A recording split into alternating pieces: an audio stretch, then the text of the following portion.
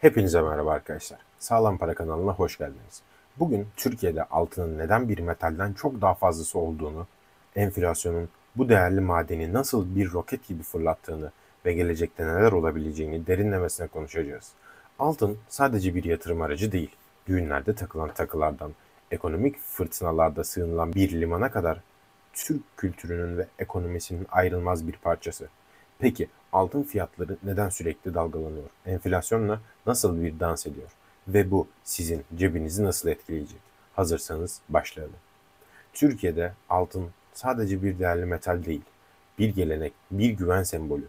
Antik Lidyalılar M.Ö. 6. yüzyılda ilk altın paraları basarak altını dünya ekonomisine kazandırdı. Bu miras Kapalı Çarşı'nın dar sokaklarında, düğünlerde takılan çeyrek altınlarda ve çeyizlerdeki bileziklerde yaşıyor.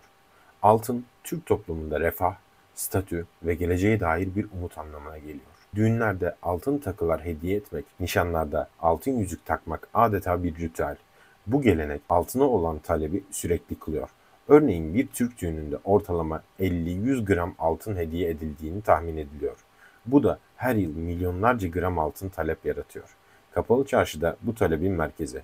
Burada dükkan kiraları bile altın cinsinden ödeniyor. Bu da altının günlük ticaretteki rolünü gösteriyor. Ekonomik krizlerde ise altın Türk insanının sığındığı bir kale. 2024'te enflasyon %67'ye fırladığında Kapalı Çarşıda altın tüccarları adeta bir borsa gibi çalışıyordu. İnsanlar eriyen birikimlerini korumak için çantalar dolusu nakitle altın almaya koştu. Bu altının sadece bir metal değil, bir yaşam tarzı olduğunu kanıtlıyor. Peki altın fiyatları nasıl oluşuyor? Altın fiyatları küresel ve yerel faktörlerin karmaşık bir dansıyla şekilleniyor. İşte bu danstan biraz size bahsedeyim. Küresel altın fiyatları dediğimizde altın dünya piyasalarında ons cinsinden ve Amerikan dolarıyla fiyatlandırılır. Nisan 2025'te ons altın fiyatı yaklaşık 3.349 dolar seviyesinde. Küresel piyasalarda ons fiyatı artarsa Türkiye'de de altın fiyatları zıplar. Örneğin 2025'te ons altın %28,69 artarak 752 dolar yükseldi. Dolar TL kuru dediğimizde Türkiye altın ithal ettiği için doların Türk lirası karşısındaki değeri kritik. Nisan 2025'te dolar kuru yaklaşık 38 lira 28 kuruş seviyelerine yükseldiğinde altın fiyatları da uçmuştu. 2024 Nisan'da dolar 32 Türk lirası iken gram altın 2500 lira civarındaydı.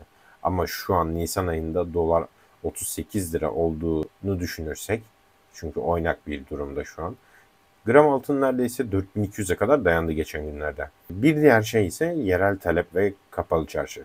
İstanbul'un kapalı çarşısı Türkiye'nin altın ticaretinin merkezi. Bunu herkes biliyor. Burada belirlenen gram fiyatları yatırımcılar için bir referans noktası. Kapalı çarşıda hem fiziksel altın talebi hem de piyasa dinamiklerini yansıtır. Özellikle düğün sezonları ve ekonomik belirsizliklerde talep patlaması yaşanıyor.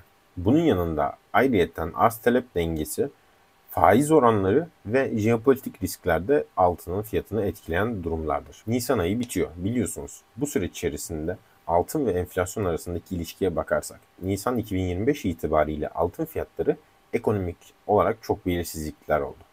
Ve yüksek enflasyon nedeniyle de yüksek seviyelerde seyrediyor. Bu bir gerçek. Gram altın en son 4225 lirayı görmüştü yanlış hatırlamıyorsam. Çeyrek altın ise 6664 Türk lirası ve ons altın 131.435 TL seviyesindeydi. Bu fiyatlar son bir yılda %73,21'lik bir artış gösteriyor ki bu artışın ana motoru enflasyon. Mart 2025'te yıllık enflasyon oranı %38,10 olarak kaydedildi. Aylık artış ise %2,46 idi. Bu oran enflasyonun hala yüksek olduğunu, ancak Şubat 2025'teki %39,05'ten hafif bir düşüş gösterdiğini işaret ediyor. Yüksek enflasyon Türk lirasının satın alma gücünü eritiyor. Bu bir gerçek ve marketlerde bunu gayet yaşıyoruz. Bu durumda insanlar ne yapıyor? Altına yöneliyor.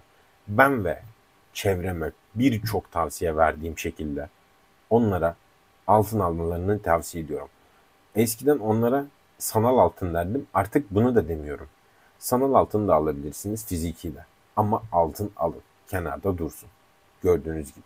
Bu yüksek enflasyon devam ederken uzmanların Nisan 2025 için resmi veriler henüz açıklanmadı. Ancak uzmanlar TL'nin değer kaybı nedeniyle enflasyonun %38-40 bandında kalabileceğini öngörüyorlar. Altın ve enflasyon bir aşk hikayesi diyebiliriz buna. Enflasyon paranın değerini düşürdüğünde altın adeta bir süper kahraman gibi devreye girer. Türkiye'de yüksek enflasyon dönemlerinde altına talep de patlama yapar. Çünkü altın güvenli liman olarak görülüyor. İşte bu ilişkinin tarihsel kanıtlarını sizlere tek tek açıklayayım. 2022 yılında enflasyon %85,51 iken gram altın 1000 TL'den 2000 TL'ye yaklaştı. İnsanlar bankalara değil altına güveniyordu. 2024 yılında enflasyon %67'ye ulaştığında kapalı çarşıda altın tüccarları yoğun taleple karşılaştı. Altın talebi bir önceki yıla göre %25 arttı. Günümüzde bir ay öncesinde 2025 Mart'ta enflasyon %38,1'e gerilese de hala yüksek seviyelerde. Bu altına olan talebi desteklemeye devam ediyor ve çevremde herkes altın alıyor. Küresel faktörler de bu aşk hikayesinde rol oynuyor. Amerika Birleşik Devletleri Merkez Bankası'nın, kısacası Fed'in faiz arttırımları altın fiyatlarını baskılayabilir. Çünkü yüksek faiz oranları faiz getiren varlıkları cazip hale getirebilir. Zamanında kur korumalı vadeli hesaplar gibi.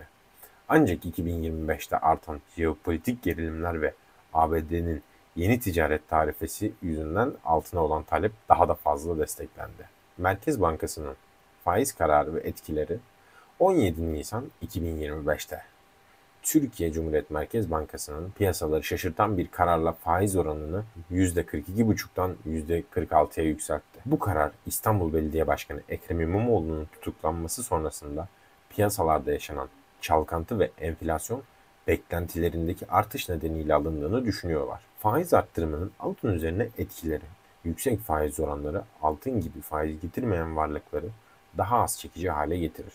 Yatırımcılar faiz getiren tahvil ve mevduat gibi araçlara yönelebilir. Ama olumlu yönlerine bakarsak ancak siyasi ve ekonomik belirsizliklerin devam ettiği dönemlerden bahsediyorum. Altın güvenli liman olarak talep görmeye devam eder. Bir tahminde bulunursak altın ve enflasyon fiyatları hakkında Türkiye Büyük Millet Meclisi'nin beklentisi anketlere göre bir yıl sonra %25, 2 yıl sonra ise %17 seviyelerinde olacağı. Bu beklentiler enflasyonun yavaş yavaş düşeceğini gösteriyor. Altın fiyatları bir stabilizasyon veya hafif düşüşler yaşayabilir ancak birkaç senaryo mümkün. Enflasyon düşerse altın fiyatları stabilize olabilir. Çünkü Türk lirasının değer kaybı yavaşlar, toparlar.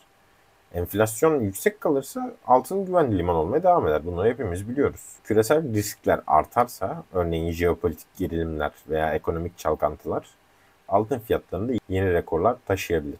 Küresel altın fiyatlarının 2025 tahminlerine baktığınızda ons başına beklentimiz hepimizin 3000 ila 3500'dü. Şu an bunu yarıladık. Şu anda 3288 dolar seviyelerinde. Dolar kuru ise 38 ila 40 TL civarlarında olması bekleniyor. Son olarak arkadaşlar size Türkiye'de altın sadece bir metal değil, bir umut, bir gelenek ve ekonomik bir barometre. Enflasyonla dans eden bu değerli maden hem yatırımcıların hem de sıradan insanların gözdesi. Nisan 2025'te %38,1'lik enflasyon ve %46'lık faiz oranıyla altın fiyatları yüksek seviyelerde seyrediyor. Ancak gelecek hem yerel hem de küresel faktörlere bağlı. Sizce altının bu dansı sürebilecek mi yoksa yeni bir yıldız mı doğacak? Yorumlarınızı aşağıya bırakın. Videoyu beğenmeyi ve kanala abone olmayı unutmayın. İzlediğiniz için teşekkürler.